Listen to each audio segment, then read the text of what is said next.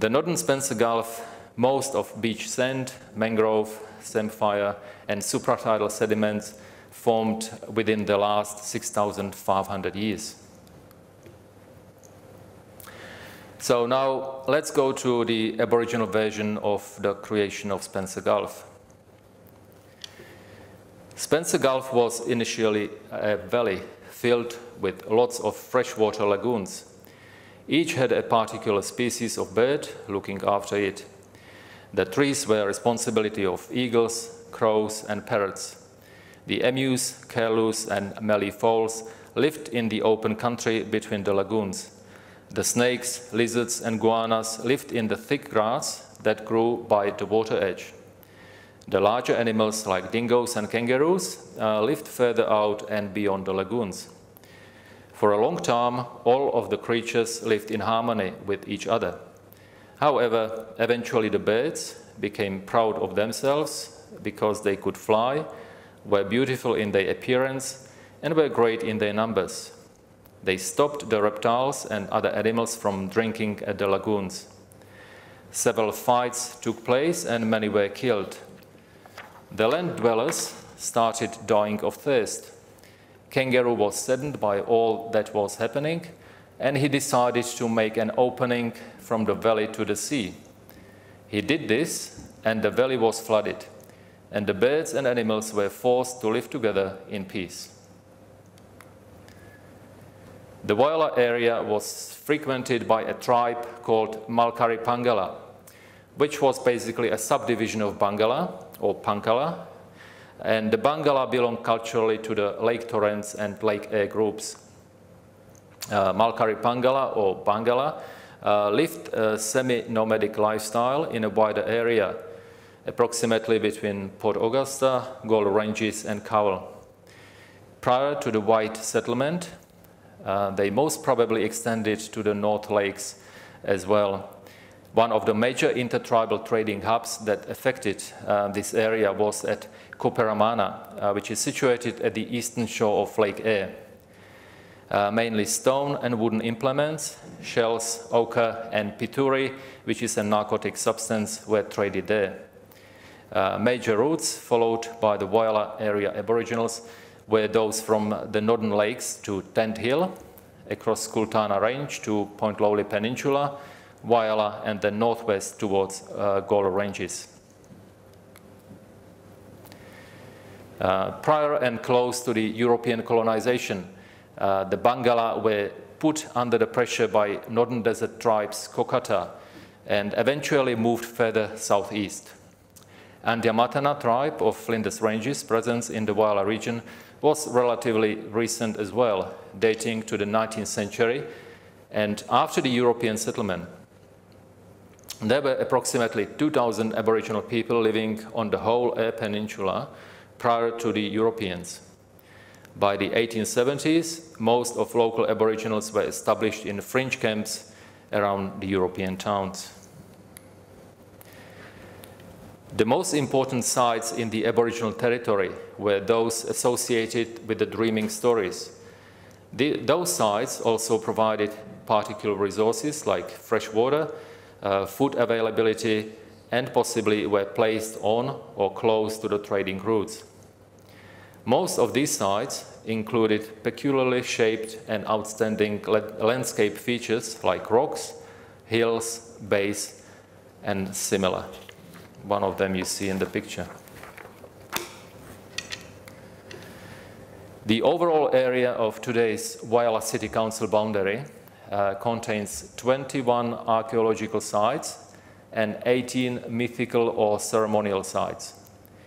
The archaeological sites stretch from Point Douglas through to Point Lowly and then Tregalana.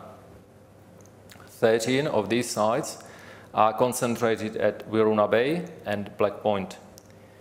Mythical or ceremonial sites include 5 at Point Douglas Bay, Point Douglas Hills and Cliffside Hills, 1 at a bay between Point Douglas and Becky Point, 1 at Fitzgerald Bay close to the marina, 1 at Point Lowly Lighthouse, 4 at Whyalla Bay, 2 at Hammock Hill, one at Mount Laura, one at Mount Young, one at Menini, and one at Tregalana.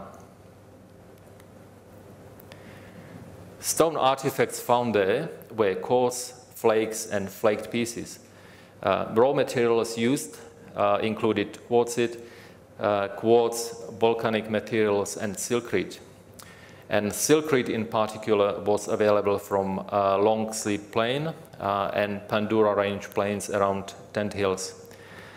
The largest density of archaeological sites containing these artifacts is concentrated at Whyalla Bay, and its placement also suggests more permanent campsites there. This is also supported by the close vicinity of mythical and ceremonial sites at the bay. Unfortunately, the only visual art relics in the district are Aboriginal cave paintings at Tregalana, as you see in the picture. In appearance, people of the region wore cloaks of kangaroo and wallaby skin. This was then fair insight in cold weather. Head and waistbands were commonly worn by men who often placed a dingo tail around their forehead or attached the tip of an animal's tail to their beards. In hot weather, they smeared their bodies with fat and ochres or with soot from burnt grass trees. Men and women carried packs made of skin. Men carried theirs under the left arm with cords across the shoulder, and women suspended theirs at their back secured by a band across the breasts.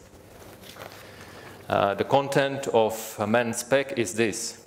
They had weapons, drinking vessel, wooden scoop for roasting roots, round stone for breaking animal bones, quartz knives with handles, ochres, sinew, bone needles, sharpened bones for pulling roots, tufts of feathers for decoration, bead tips, string fiber, spear barbs, and food.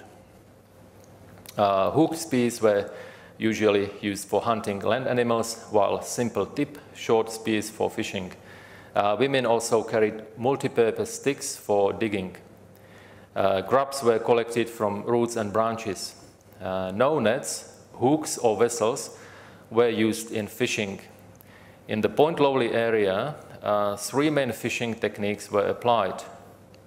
One was a fish trap at Fitzgerald Bay, another one singing to the sharks at Whyalla Bay, and then spear fishing at Black Point.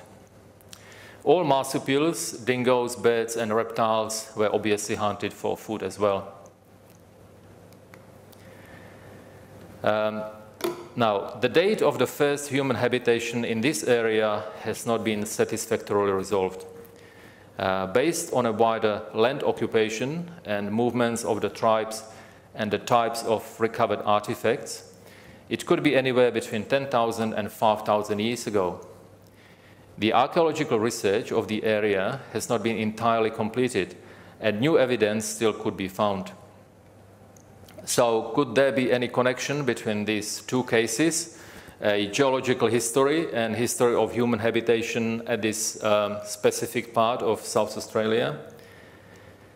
First, it is important to remember that the majority of this region's features, almost as we see them today, were formed when Australia was still part of the Gondwana supercontinent.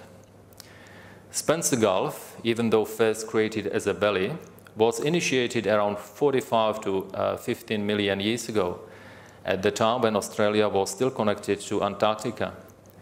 This valley was sometimes compared to today's East African Rift Valley in terms of geomorphologic and biological impact. Second, the glacial periods brought important changes to the landscape and to all its inhabitants. The Aboriginal story, as you heard, of the flooding of the valley carries a striking resemblance to the actual scientific facts, including a change of natural habitats. The description of freshwater lagoons and animal life, such as climate change, fight for survival, and eventually a complete change of scenery. And this is actually what happened anyway.